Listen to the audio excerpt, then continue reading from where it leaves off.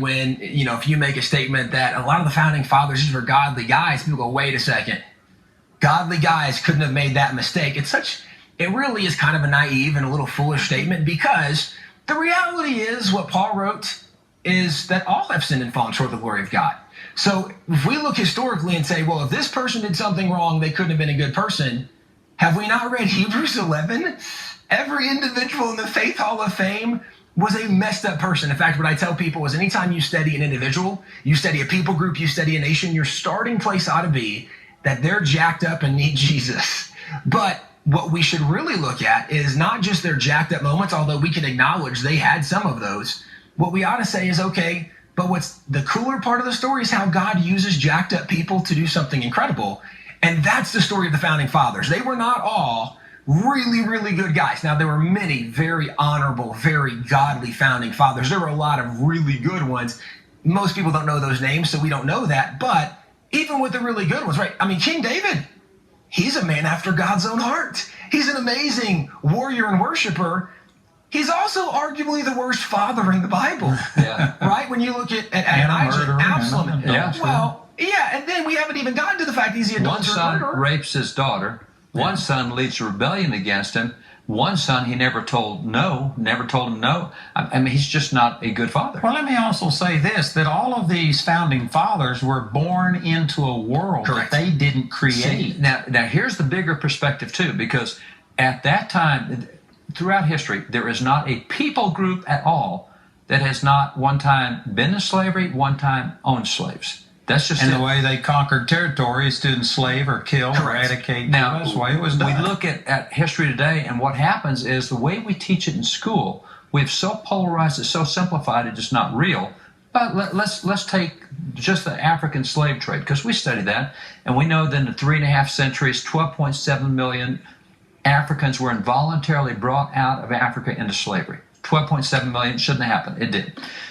And by the way, let me just interject that it was the Arabs, the Turks, that started the slave trade. Well, it was black African chieftains who used to kill their black enemies, who said, well, instead of killing them, I think I'll sell them to these Muslims, and Muslims became the slave traders. So it was blacks selling blacks that rather than kill you, I'll just sell you because I can make money. And then the slave trade begins. Right, so in the conquest era, the only two options are you either kill people or enslave them. So this was very, very common. But then when some of these chieftains found out we can make money by conquering some of these people and selling them, that's when it became really the slave trade that the North Atlantic slave trade became, because there was profit now in conquering, kidnapping other people and selling them into bondage. Well, there's no doubt this is an evil across humanity, but we just don't know much of the story. So when you put that story into perspective, all right, 12.7 million, and the way we teach American history today, 12.7 million made to America. No, that would be the assumption, at least based on what we hear today. The way we teach it today is America is responsible for the African slave trade. 47% of those Africans went to Brazil and went to Portugal.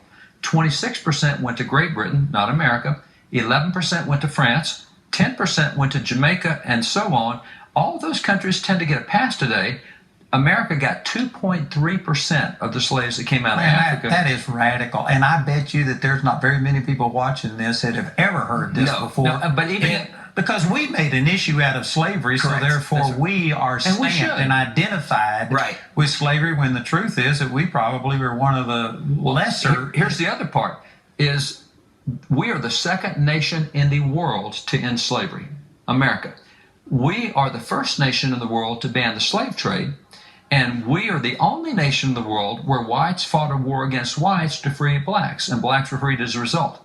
So we may have been late to the party. 1865 is when we finally banned slavery. Check how many other nations in 1865 had banned slavery. We're second. Well, I guess you could say we're third. Mexico banned slavery before we did, but Mexico said, we banned slavery, but all of you can own slaves for another 99 years. Well, you can indenture all your former slaves and make them servants for 99 years, so you get to own them until they all die. So they haven't really. So this, I'm sure, is offensive to a lot of people that have just embraced the fact that this nation was founded on racism and slavery and things like this, and they paint all of these people with this broad stroke. Let me go back to a statement I made, that they were born into this world they didn't create it. And you correct me if I'm wrong, because you're the experts, but I think George Washington got his first slave when he was just like 10, or he was real young. He was 12 and 13, and most of these guys inherited them. And here's the complication of Washington and Jefferson. They lived in a really weird state of Virginia, and I say weird for slave laws, because Jefferson tried to free his slaves, and by state law was stopped every time. Jefferson introduced anti-slavery laws in the state legislature and was voted down. Jefferson introduced the first national anti-slavery law, and it lost by one vote. 1784, lost by one vote.